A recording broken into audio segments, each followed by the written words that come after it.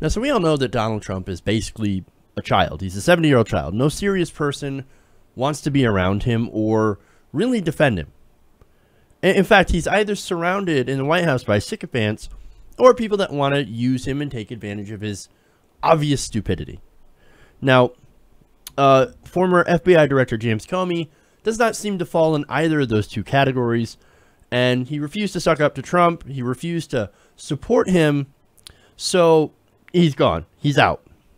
Now, according to a report from the New York Times, who found out once he was so uncomfortable about meeting President Trump that he had literally tried to blend into the curtains to avoid being noticed.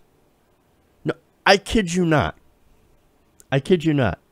Benjamin Wittes, a senior fellow at the Brookings Institute and one of Comey's personal friends, told the Times of a January White House ceremony to thank law enforcement for providing security at the inauguration. Now, the Times reported that Mr. Comey, who was 6 feet 8 inches tall and was wearing a dark blue suit that day, told Mr. Wittes that he tried to blend in with the blue curtains in the back of the room, with hopes that Mr. Trump would not spot him and call him out. In video from the event, does show Comey backed up against a curtain in the back of the room. That matched his suit. Hilarious. So we're having fun here.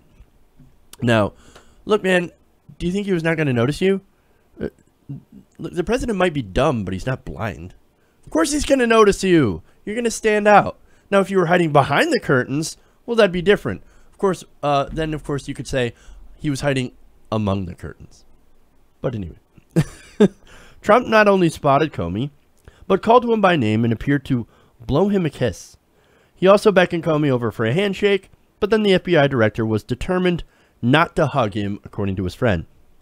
In fact, I want to go to some video because PBS NewsHour actually talked to this guy about this whole hug gate, as they're calling it. Let's go to that. If you watch the video, he extends his hand, and Comey's arms are really long, and he extends his hand kind of preemptively.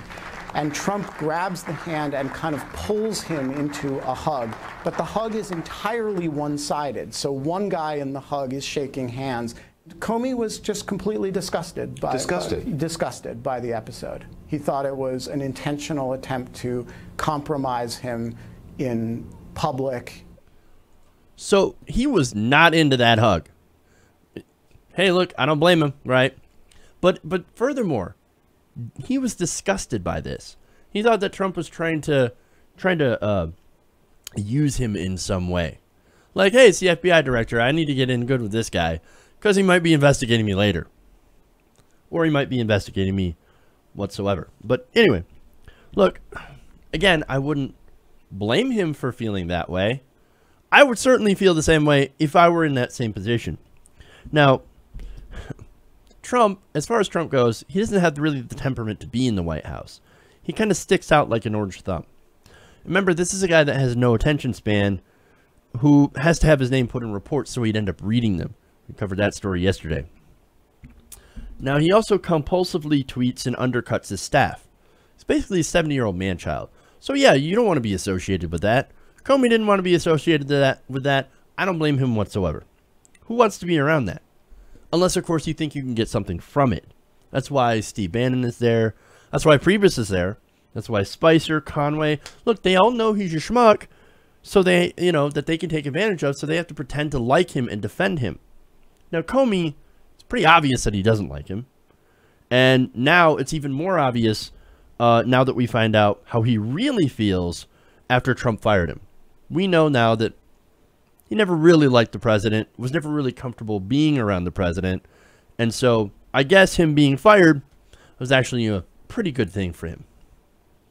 But so that's how he felt. I just find it hilarious that he tried to blend in with the curtains. It's the Trump effect, man. Either you're hiding in the bushes or among the bushes, or you're hiding in the curtains. That's the Trump effect. Hey everybody, thanks for watching this video. If you want to see more like this, please hit the subscribe button below. And if you want to support truly independent progressive media, please consider becoming a patron at patreon.com/TYTNation.